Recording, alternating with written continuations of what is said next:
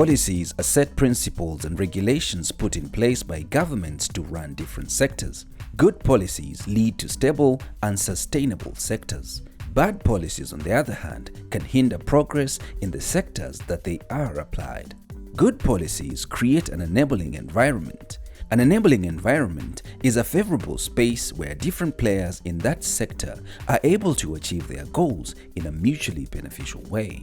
If a government is not having proper policies in place, proper programs in place, and a proper strategy in place, SMEs, companies investing, even investors behind the companies, are not going to feel comfortable.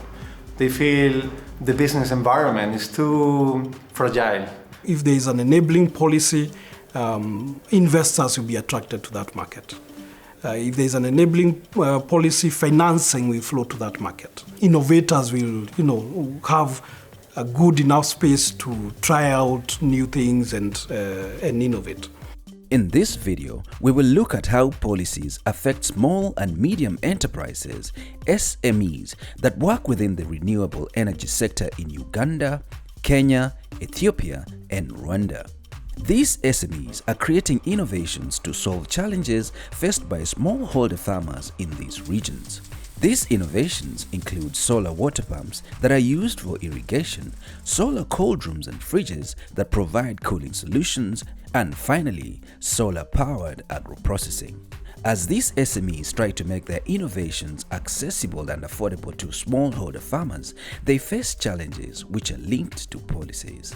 If you ask me what are the barriers, number one, 25% customs duty on that ice making machine, 16% VAT in Kenya on that ice making machine, 35% customs duty on refrigerators in Kenya and Uganda. The second issue that I would say is data. For me to deploy a certain product, I need to know what's the market like.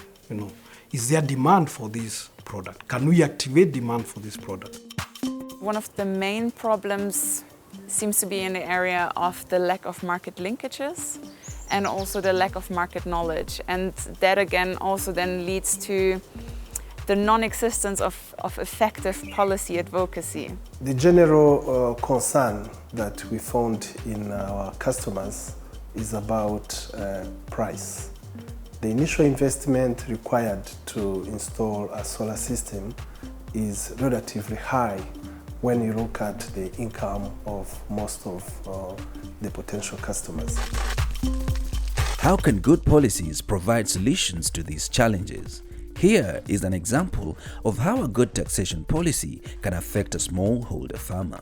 When you look at the kind of farmers we have today, most of them are considered low-income farmers. So, if you are going to tax this farmer at the point at which they're buying the pump, meaning they will not buy the pump.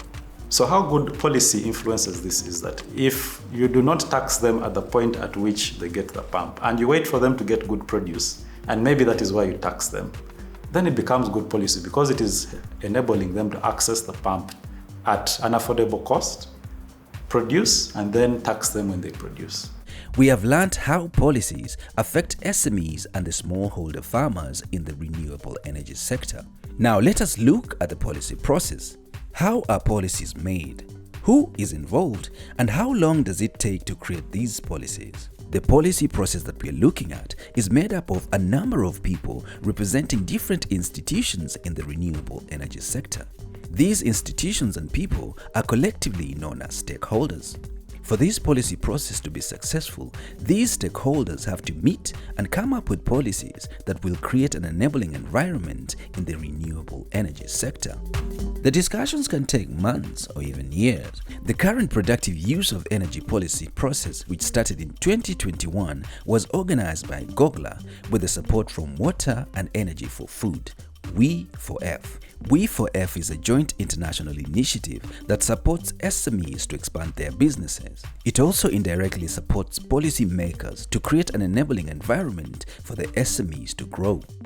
For Water and Energy for Food, it's not only important to directly support the innovators by what we're doing, technical assistance and financial assistance, but also to improve this enabling environment, because this is actually the most important thing that companies need to further upscale and improve their business. Gogla, on the other hand, is a global off-grid solar association that represents the interest of the solar energy sector. Gogla supported policy dialogue between the private sector, the government and other associations to kickstart the current policy dialogue on scaling the productive use of solar energy in the region. Over the last 10 years since we were founded as Gogla, we've been tracking how our members have done. And our sector has actually electrified about 400 million people and really impacted that. When you look at the equivalent in terms of the grid contribution, you're finding off-grid solutions, which are, they may be these small systems, solar home systems, solar lanterns, and the things that come with it, in some countries are reaching the same numbers, if not more, than what the grid has been able to reach at that time. So we're really a very important component. Now that we know who is involved in the process, let us look at the steps that stakeholders go through to create a policy. The first step in the policy process is the creation of the working groups. The working groups consist of different stakeholders, for example, private sector, associations, ministries, and development agencies. Once the working groups have been identified, a series of consultative meetings are held to discuss challenges in the renewable energy sector. During these meetings, a strategy addressing these challenges is developed. This strategy is known as the priority actions. The working groups are composed of various actors, sit down, discuss the challenges, come up with solutions, develop those priority actions, and then the next step is now to start tracking and moving the needle on the various issues that have been identified. After the first stage, the conversation proceeds to a bigger audience. The bigger audience is made up of working groups, representatives of ministries, and other stakeholders in the sector. This audience will approve the priority actions and come up with a plan. The plan will provide guidelines that will support decision makers in policy making. These guidelines are known as the roadmap. So with this, they can go to decision makers, they can go to different ministries and say, here, these are things that our companies are struggling with. And if we improve certain things, then the companies will do better and well. And then also the clients, for example, for those companies will improve. In today's meeting, we're discussing options for advancing productive use of energy in Uganda. Particularly, we're discussing a roadmap that will bring together stakeholders from private sector, government, and development partners to streamline our activities around the promotion of the adoption of productive use of energy in the country. One of the issues which we have seen as an African energy company, you have to develop your local capacity. The international companies, they can come, but this is a long marriage. So it's better, to develop the local capacity. The final stage of a policy process involves a political discussion of the roadmap. During this discussion, decision makers address the recommended action points and create new policies or make amendments to the existing ones. We believe that the policies that are going to be made, especially what we're working on now, is on productive use of renewable energies.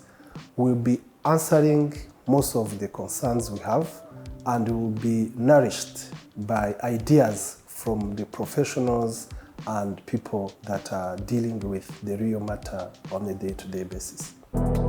In July 2023, the Ministry of Energy and Mineral Development, in partnership with Uganda Solar Energy Association, USEA, and Gogla, launched the national roadmap that will be instrumental in scaling the productive use of energy in Uganda. Similar roadmaps were launched in Ethiopia, Kenya, and Rwanda. The handbook provides clear actions designed to drive the productive use of energy, enhance enterprise, and unlock green jobs in these countries. The impact that we can have on our population if we were to achieve our universal access targets would be reducing poverty by minus 10.27. the highest reducing impact compared to any other intervention. We've been lacking clear leadership, clear coordination, a clear focal point, or a way that everybody can have a call to action, but also understand where they can reach and where they need somebody else to pick up on. So for example, we start at the top, which is the government. If the government has said we intend to provide all our farmers in Uganda with access to solar irrigation, if I'm an investor and I know I'm coming in, and if I come in, I fit within the plan, and if my business is secure for the long term, that means you're able to also go out, seek investment. You're also able to plan your business because you know it's not going to be undermined. If you look at the financial institutions and the banks, they're coming and saying, look, we want to also lend, we want to give these products, but we've got issues of people who've previously not been banked, and how can you apply public finance or the development finance to provide guarantees so that the interest rates are not so high for these end users. And lastly, I think we're all aware on the consumer side, we do not want to sell products that don't work to consumers. And it becomes a collective responsibility, the government to have the right standards in place, the industry to make sure that they bring good products, and they also stand behind those products with warranties and with proper support and services. And then the development community who can really help to enable and support everybody across the ecosystem. Out of a similar policy process guided by Energy Private Developers Association, Rwanda launched ministerial guidelines on minimum standard requirements for solar home systems. We were having poor quality standards on our market, mixed with good quality standards. And that was actually killing the market in a nutshell of things. The end result was amazing because now we have a standard that we're all comfortable with, that is servicing the end user to the level where we need the Rwandan people to be. The policy process might be slow, but the just launched handbook is a testament to the collective effort of the experts, researchers, policy makers and practitioners who have contributed their knowledge and insights to inspire the creation of better policies. These policies streamline the access to clean energy, improve food security and employment. With what the government has done here in Uganda, now everybody will be comfortable to come in because you will be able to articulate, I'm investing, what is my market size? Is my market sustainable? Do I have the support? And can I go to the other ecosystem players and I know it's all working together? So what you need to create a sustainable market, those pieces are now in place here.